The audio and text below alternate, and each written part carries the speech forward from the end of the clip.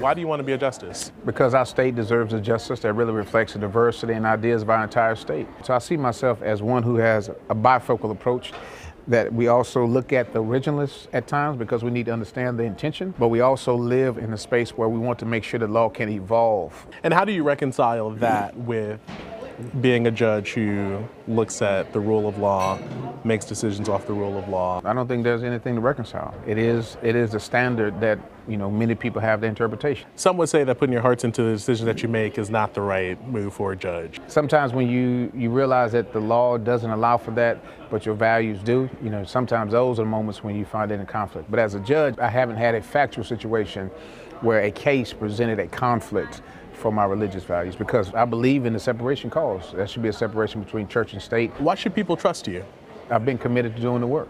I think for over the last close to 20 years that I've been in Wisconsin, whether working on restorative justice programs, I've always showed up. I've showed up for our young people, I've showed up for individuals, and used my positions not to, make sure I'm aggrandizing myself, but make sure that I'm there for people. Being a father is probably one of those personal things, because I didn't grow up with my father, and so I always longed to have a relationship with my dad, and so just being a dad is very important to me. What keeps Everett Mitchell up at night?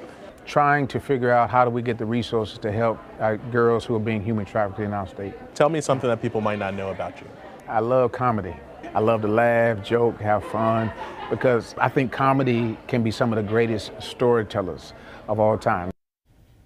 That was Jaron Jordan reporting. A special thanks to Anodyne Coffee for hosting. We will hear from our final candidate in alphabetical order, Judge Janet Protasiewicz, tomorrow morning at 6:30 and again at 6 p.m. right here on WISN 12.